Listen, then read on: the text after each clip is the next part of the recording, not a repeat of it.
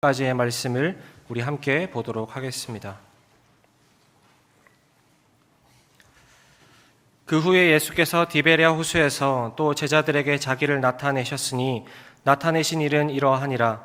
시몬 베드로와 디두모라 하는 도마와 갈릴리 가나 사람 나다나엘과 세베대의 아들들과 또 다른 제자 둘이 함께 있더니 시몬 베드로가 나는 물고기 잡으러 가노라 하니 그들이 우리도 함께 가겠다 하고 나가서 배에 올랐으나 그날 밤에 아무것도 잡지 못하였더니 날이 새어갈 때에 예수께서 바닷가에 서셨으나 제자들이 예수이신 줄 알지 못하는지라. 예수께서 이르시되 얘들아 너희에게 고기가 있느냐 대답하되 없나이다. 이르시되 그물을 배 오른편에 던지라 그리하면 잡으리라 하시니 이에 던졌더니 물고기가 많아 그물을 들 수 없더라. 예수께서 사랑하시는 그 제자가 베드로에게 이르되 주님이시라 하니 시몬 베드로가 벗고 있다가 주님이라 하는 말을 듣고 겉옷을 두른 후에 바다로 뛰어내리더라. 다른 제자들은 육지에서 거리가 불과 한 50칸쯤 되므로 작은 배를 타고 물고기 든 그물을 끌고 와서 육지에 올라 보니 숯불이 있는데 그 위에 생선이 놓였고 떡도 있더라. 예수께서 이르시되 지금 잡은 생선을 좀 가져오라 하시니 시몬 베드로가 올라가서 그물을 육지에 끌어올리니 가득히 찬 큰 물고기가 153마리라. 이같이 많으나 그물이 찢어지지 아니하였더라. 예수께서 이르시되 와서 조반을 먹으라 하시니 제자들이 주님이신 줄 아는 고로 당신이 누구냐 감히 묻는 자가 없더라. 예수께서 가셔서 떡을 가져다가 그들에게 주시고 생선도 그와 같이 하시니라. 이것은 예수께서 죽은 자 가운데서 살아나신 후에 세 번째로 제자들에게 나타나신 것이라. 아멘.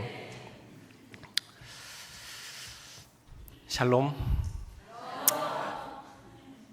네, 제가 이 설교 때마다 몇 번 올라와서 말씀드렸던 것 같아서 이제 많은 분들이 잘 아시리라 생각하는데, 저는 매주 주일마다 아동부 예배를 드릴 때 항상 아이들과 샬롬이라는 히브리어 인사말로 아이들과 인사를 합니다.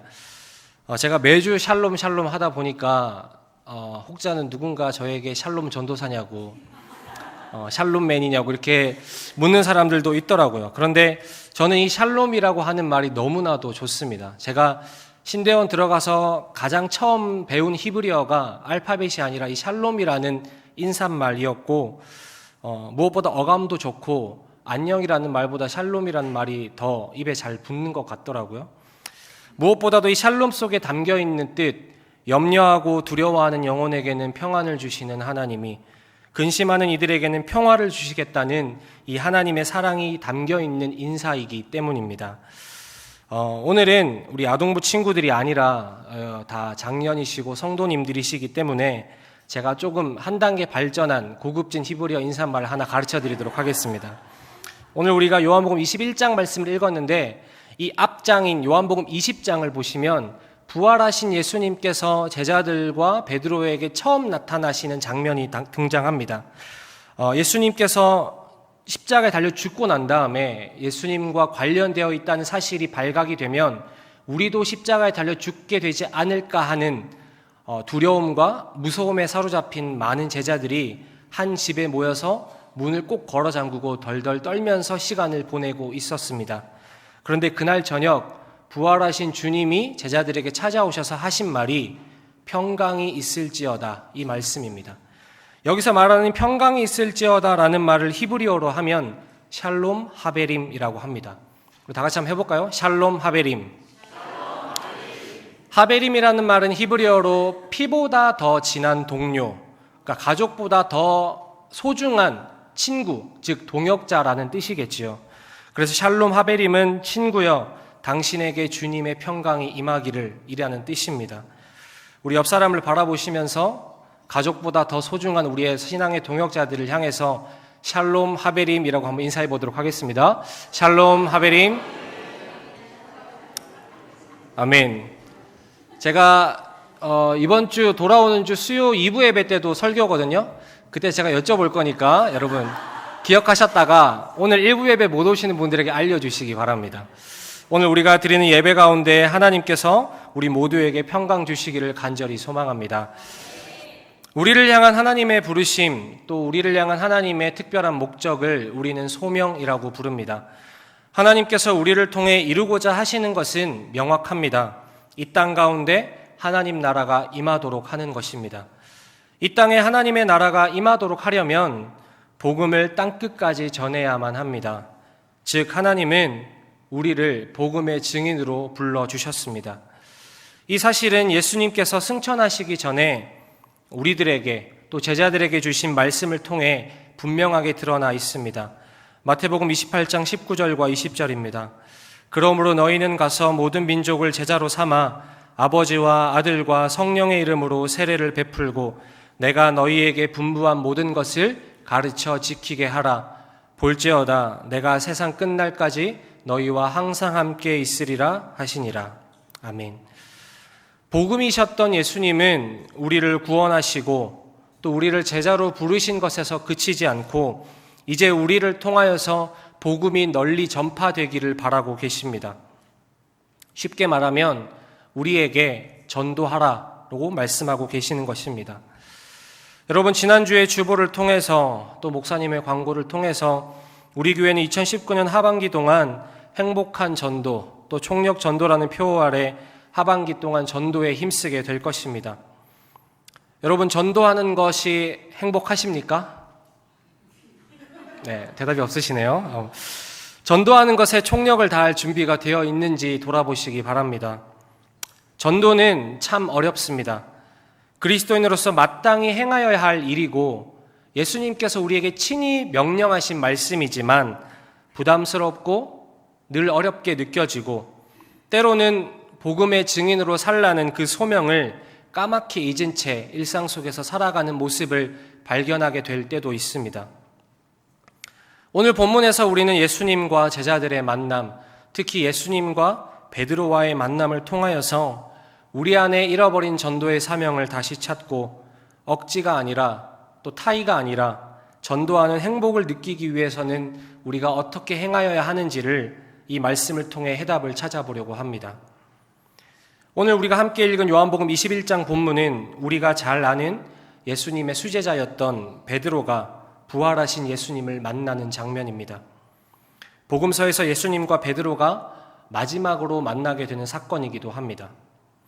이 사건을 다루기 이전에 우리는 베드로가 예수님을 제일 처음 만났을 때를 되짚어 볼 필요가 있습니다. 시를 쓰는 시인들이 간혹 첫 번째 연과 그리고 시의 맨 마지막 연을 같은 문장으로 적는 경우가 있는데 이를 수미상관이라고 부릅니다. 시에서 가장 강조하고 싶은 표현이거나 혹은 그 시의 주제를 담고 있는 경우가 많을 때 그런 방법을 사용하곤 합니다. 마찬가지로 복음서에 나타난 이 예수님과 베드로라는 제자와의 만남 또한 처음 만남과 마지막 만남이 정확하게 동일한 수미상관을 이루고 있습니다. 동일한 장소에서 동일한 상황에서 유사한 사건을 통해 예수님과 베드로가 만났다는 것입니다. 직업이 원래 어부였던 이 시몬이라는 사람은 그의 형제 안드레와 함께 여느 때처럼 갈릴리 해변으로 나아가 그물로 물고기를 잡고 있었습니다. 그런데 그날따라 이상하리만치 물고기가 잡히지 않는 바람에 밤새도록 그물을 내렸지만 허탕만 치고 있었다고 성경이 기록합니다. 그런데 그 순간 한 사람이 시몬의 배에 찾아와서 말씀하십니다. 깊은 데로 가서 그물을 내려 고기를 잡으라.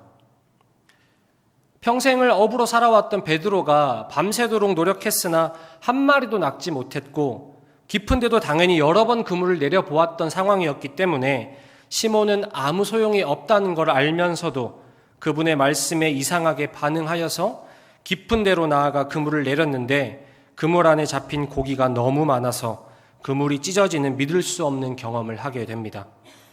그렇게 시몬은 예수님을 처음 만났습니다. 시몬과의 첫 만남에서 예수님은 이렇게 말씀하십니다. 누가복음 5장 10절입니다. 무서워하지 말라. 이제 후로는 네가 사람을 취하리라. 물고기를 잡으며 평생을 살아왔던 어부 시몬이 아니라 이제는 네가 물고기 아닌 사람을 낚는 어부로 한 영혼 한 영혼을 살리는 자로 주님께서 시몬을 불러주신 것입니다. 그렇게 시몬은 예수님의 제자가 되었고 물고기가 아닌 사람을 낚는 어부의 인생을 살아가게 되었습니다. 그로부터는 우리가 잘 아는 대로 시몬은 3년의 시간 동안 예수님과 함께 일거수일투족을 함께 하면서 오늘 우리가 읽고 있는 이 성경에 나타나 있는 많은 이적과 경험보다 훨씬 더 많은 이적과 기적들을 경험하고 또 예수님의 진리의 말씀을 직접 귀로 듣는 시간을 가지게 됩니다. 모든 일에 열정적인 시몬은 예수님께서도 12명의 제자들 중에 특별히 신임했던 제자였기 때문에 그에게 바위, 반석이라는 이름의 뜻을 가진 베드로라는 이름까지 지어주셨습니다. 그렇게 시몬 베드로는 예수님을 처음 만나서 모든 것을 버려두고 따랐던 그 순간부터 내가 이제 물고기를 낚는 어부가 아니라 사람을 낚는 어부로 영혼을 구원하라는 주님의 부르심에 합당한 자가 되기 위하여서 조금씩 준비되어 갔고 하나님의 부르심을 향해 한 걸음씩 내딛는 주님의 제자로 살아가게 되었습니다. 그러나 이 바위처럼 단단한 베드로의 믿음과 베드로의 소명도 예수 그리스도의 죽음 앞에서 산산이 깨어지고 말았습니다. 베드로는 예수님의 죽음 앞에서 예수를 지키기 위함이 아닌 억울하게 죽임을 당할 위기에 놓여 있는 예수를 지키려고 한 것이 아니라 자신을 지키기 위해서 예수를 3번이나 부인하고 심지어 사람들 앞에서 예수님을 저주하기까지 했습니다. 그런 일들을 거쳐서 또 그런 와중에 예수님은 십자가에서 죽으셨습니다. 그 어느 누구도 예수님께서 십자가에서 저렇게 허망하게 죽으리라고는 아무도 예상하지 못했던 것처럼 제자들도 마찬가지였고 베드로 또한 예수님께서 십자가에서 죽으리라고는 생각하지 못했습니다. 지금까지 3년 동안 오직 예수님만 바라보면서 따라왔는데 오직 예수님의 가시는 곳마다 가시는 곳으로 따라 나아가고 예수님과 함께 살아왔는데 예수님께서 십자가에서 저렇게 죽으시니 자신을 부르신 예수님이 이 땅에 없다는 사실을 알게 된 베드로가 목적 없이 더 이상의 목표 없이 망연자실할 수밖에 없었다는 것입니다. 우리가 베드로였어도 그랬을 것이라고 생각합니다. 예수님께서 돌아가신 지 사흘째 되던 날 무덤에서 예수의 시신이 사라졌다는 마리아가 전해준 소식을 들은 베드로는 직접 달려가서 비어있는 무덤을 확인합니다. 이때 우리는 예수님의 빈 무덤을 보고 베드로가 예수님의 부활을 떠올리지 않았을까 하고 기대하지만 베드로는 더 깊은 시리에 빠졌다고 성경이 말하고 있습니다. 유대인과 군인들, 즉 예수님을 십자가에 못 박아 죽였던 유대인과 군인들이 죄 없으신 예수를 십자가에 매달아 죽인 것도 모자라서 이제 예수님의 시신까지 훼손하여서 없애버렸다고 생각을 하게 된 것입니다. 그렇게 생각하고 보니 저 잔인하고 극악무도한 사람들이 다음 타겟은 바로 내가 되겠구나 라고 생각하고 베드로와 제자들은 집으로 돌아가 문을 걸어 잠그고 죽은 듯이 시간을 보내게 됩니다. 그래서 그날 저녁 부활하신 예수님이 친히 베드로와 제자들에게 찾아오셨습니다. 부활하신 주님은 제자들에게 손과 옆구리를 보여주셨고 제자들은 그제서야 기뻐합니다. 그리고 오늘 우리가 처음 인사했던 것처럼 예수님이 평강을 그들에게 주시고 성령의 선물까지 주셨다고 성경이 기록하고 있습니다. 그로부터 8일 후 당시 그 자리에 없었던 제자 도마의 의심을 해소해 주시려고 예수님이 다시 한 번 더 제자들에게 찾아오십니다. 그리고 도마의 입술을 통해서 당신이 나의 주님이시요 나의 하나님이십니다 라는 신앙의 고백을 예수님께서 받게 됩니다. 이 정도면 예수님의 죽음으로 인해 절망하고 시리에 빠졌던 제자들이 부활하신 주님을 2번이나 만났으니까 이제 제자들이 정신을 차리고 믿음을 회복하고 다시 소명을 따라서 사람을 낚는 어부의 길을 걸으리라고 우리가 예상할 수 있는데 제자들은 그렇지 못했습니다. 부활하신 예수님을 2번이나 직접 보았음에도 한 번 깨어진 그들의 믿음이 좀처럼 다시 붙지 못하고 굳건해지지 못했고 사람을 낚는 어부로의 부르심을 따라가지도 못했다는 것입니다. 오히려 예수님을 만나기 이전의 삶처럼 베드로와 제자들은 자신들의 일터로 자신들이 모든 것을 버려두었던 것이 있는 일상으로 돌아갔습니다. 오늘 본문 3절입니다. 시몬 베드로가 나는 물고기 잡으러 가노라 하니 그들이 우리도 함께 가겠다 하고, 예수님께서 십자가에 달려 죽으실 때 사람을 낚는 어부라는 베드로의 소명은 영영 사라져 버린 것 같습니다. 예수는 다시 살아나셨지만 물고기를 낚는 어부의 자리로 되돌아갔기 때문입니다. 3년 만에 자신의 생업으로 돌아온 이 베드로와 다른 제자들은 3년 전처럼 자신들의 배를 타고 갈릴리 해변으로 호수로 나아가서 그물을 던지지만 3년 전 그날처럼 한 마리의 물고기도 낚지 못한 채 밤을 새게 됩니다. 그리고 신기하게도 3년 전 그날처럼 어떤 이가 바닷가로 찾아와서 그물을 배 오른편에 던져보라고 말하게 되고, 이에 베드로가 던졌더니 물고기가 많아서 그물을 들 수 없는 그 놀라운 경험을 다시 한번 하게 되는 것입니다. 그리고 그 기적을 행하신 분이 바로 부활하신 예수님이셨습니다. 이 경험을 다시 한번 하고 나서야 베드로는 물고기를 낚는 어부가 아니라 사람을 낚는 어부, 자신의 부르심과 소명을 따라서 다시 일어나 길을 떠났다고 성경이 말하고 있습니다. 마치 한 편의 영화와 같은 이 예수님과 베드로의 만남을 담고 있는 오늘 본문의 말씀을 통하여서 주님께서는 오늘 이 시간 예배하는 우리들의 삶을 각자 돌아보기를 원하고 계십니다. 나는 지금 무엇을 위해 살고 있는가? 나는 지금 무엇을 낚기 위해 살아가고 있는가? 우리가 무엇을 위해 살아가고 있으며 우리가 무엇을 목적을 두고 살아가고 있는지를 알기 위해서는 우선 내 삶이 무엇으로 가득 차 있는지를 생각해 보아야 합니다. 예수님을 만나기 전에 지극히 현실적이고 나만을 위한 삶을 살았던 이들이 성경에는 너무나도 많습니다.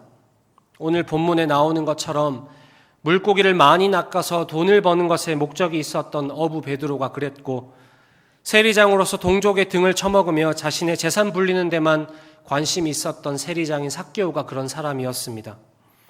율법을 지키고 율법대로 행동하는 것만이 옳은 길이며 참된 믿음을 가진 것이라고 여겨왔던 사울이 바로 그런 사람입니다.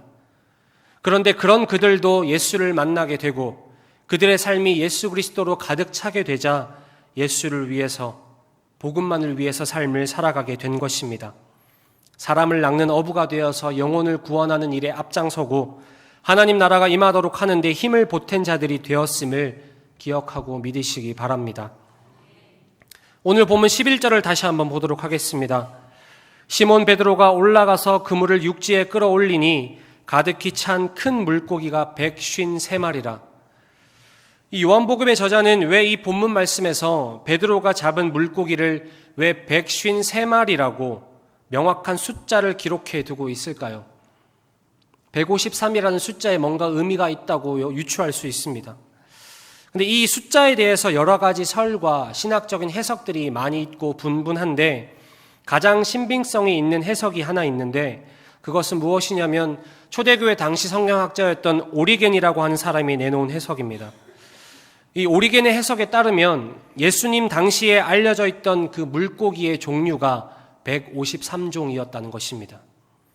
즉 예수님의 말씀을 따라서 베드로가 그물을 내려 낚은 물고기가 153마리라고 하는 것은 갈릴리 호수에 있는 모든 물고기를 낚았다는 의미이자 얻을 수 있는 모든 것을 얻어서 베드로의 그물과 베드로의 삶이 충만해졌다는 의미입니다. 우리가 베드로처럼 사람을 낚는 어부로 복음의 증인으로 살아갈 수 있는 힘과 능력을 가지기 위해서는 우리의 삶을 예수님 한 분으로 또 예수님의 사랑으로만 가득 채워야 할 때 힘을 얻을 수 있음을 기억하시기 바랍니다. 베드로가 처음 예수님을 만나 물고기가 아닌 사람을 낚는 어부로 부르심을 받았을 때에도, 그리고 그로부터 3년 뒤 부활하신 예수님을 다시 만나서 절망하고 잃어버린 소명을 회복했을 때에도 베드로의 비어있던 그물은 예수님으로 인하여 가득 차 있었음을 믿으시기 바랍니다. 밤새도록 그물을 내려도 빈 그물을 바라봐야 했던 베드로에게 주님이 찾아오시고 함께 하시자 그의 그물이 충만해졌던 것과 같이 우리의 힘과 또 나의 노력만으로는 바꿀 수 없는 우리의 인생도 주님께서 찾아오시고 우리 주님이 함께 하시면 허전하고 공허한 우리의 삶이 주님의 은혜로 충만해져서 복음의 증인으로 살아갈 힘과 능력을 얻을 수 있습니다.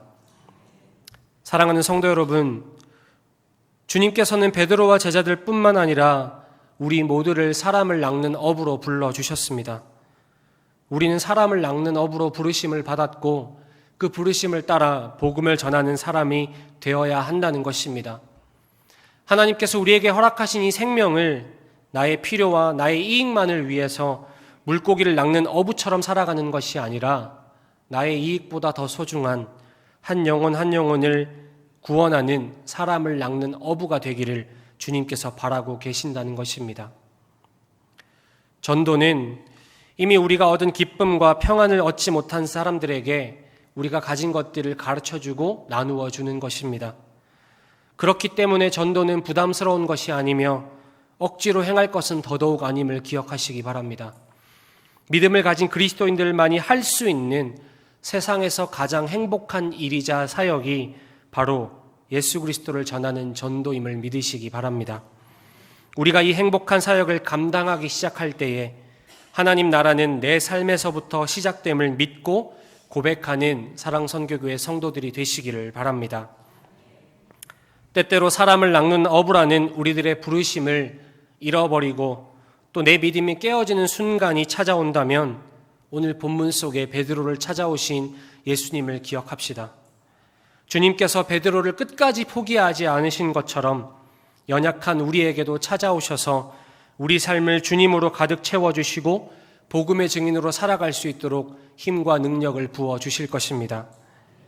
베드로의 그물을 가득 채웠던 153마리의 물고기처럼 오늘 저와 여러분의 인생도 하나님의 능력과 하나님의 은혜로 가득히 채워져서 사람을 낚는 어부로서 행복한 전도의 사명을 감당할 수 있는 힘과 능력을 가지는 저와 여러분 모두가 되시기를 주님의 이름으로 간절히 소망합니다. 함께 기도하도록 하겠습니다. 우리를 사랑하시는 주님, 이 시간 우리를 주님의 자녀로 불러주시고 사람을 낚는 업으로 부르시니 감사를 드립니다. 베드로의 비어있는 그물을 물고기로 가득 채우신 주님의 놀라운 역사가